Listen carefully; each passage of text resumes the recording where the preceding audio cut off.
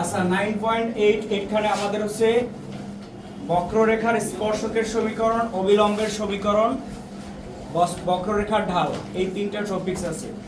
স্পর্শ কি বলছে? বক্ররেখা। ধরো আমরা দুইটা অক্ষরেখা আঁকলাম, একটা এক্স অক্ষ আর একটা হচ্ছে ওয়াই অক্ষ। একটা এক্স অক্ষ আর একটা কি ওয়াই অক্ষ। এই দুইটা অক্ষর যে কোনো একটা জায়গায় আমরা একটা বক্ররেখা এঁকে নিলাম। এই বক্ররেখাটা হচ্ছে y = f of x। এই বক্ররেখার কোন একটি বিন্দুতে, কোন একটি বিন্দু, তাহলে সেই বিন্দুটা আমাদের উল্লেখ নাই, ধরে নিলাম বিন্দুটা হচ্ছে x0, y0। এই বিন্দুতে যদি একটি স্পর্শক অঙ্কন করা যায়, ওই স্পর্শকের ঢাল, ওই স্পর্শকের কি ঢাল এবং ওই স্পর্শক রেখার সমীকরণ এবং ওই স্পর্শক বিন্দুতে যে অবিলম্ব আঁকা যায় সেই অবিলম্বের সমীকরণ, এই তিনটা টপিকসই আমাদের এই চ্যাপ্টারে আছে। কি কি বলছি? একটি বক্ররেখার কোন একটি বিন্দুতে অঙ্কিত স্পর্শক এর সমীকরণ, অঙ্কিত স্পর্শকের ঢাল এবং তার অবিলম্বের সমীকরণ। এখন আমরা কিন্তু আগের চ্যাপ্টারগুলো শিখে আসছি y = f of x বক্ররেখাকে যদি একবার অন্তরজ করা যায় তাহলে তার ঢাল পাওয়া যাবে। একবার অন্তরজে কি পাওয়া যাবে? তার ঢাল। তাহলে এটাকে যদি একবার অন্তরজ করো dy/dx, তাহলে এটা হবে k'(x). তাহলে এটা হবে এই বক্ররেখার এই বিন্দুতে অঙ্কিত স্পর্শকের ঢাল। এখন সেটা যদি বিন্দু উল্লেখ করে দাও, যেমন x0, y0, তাহলে x0, y0 বিন্দুতে স্পর্শকের ঢাল, ঢালটা তাহলে কি হবে? dy/dx। ঢাল m দ্বারা প্রকাশ করা হয়, তাহলে m = dy/dx। তার বিন্দু যেটা আসবে ওটা বসাই দেব আমরা। ঢালের যে ফলটা আসবে সেখানে বিন্দু বসালে যে উত্তরটা পাবো সেটাই হবে স্পর্শকের ঢাল।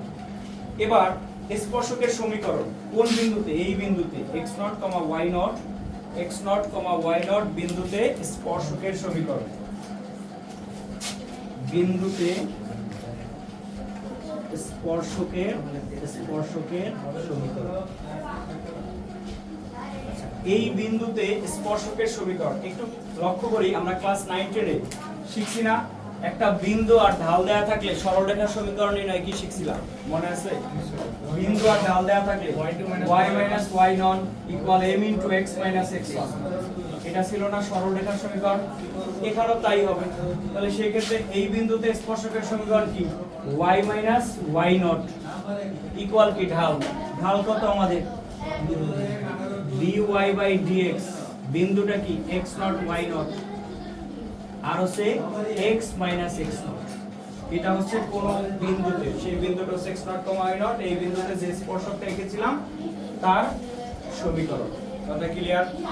বুঝছো? এবার আরেকটা কথা হচ্ছে আমরা বলছি অবিলম্ব। কি বলছি? অবিলম্ব। তাহলে x0, y0 বিন্দুতে অবিলম্বের সমীকরণ।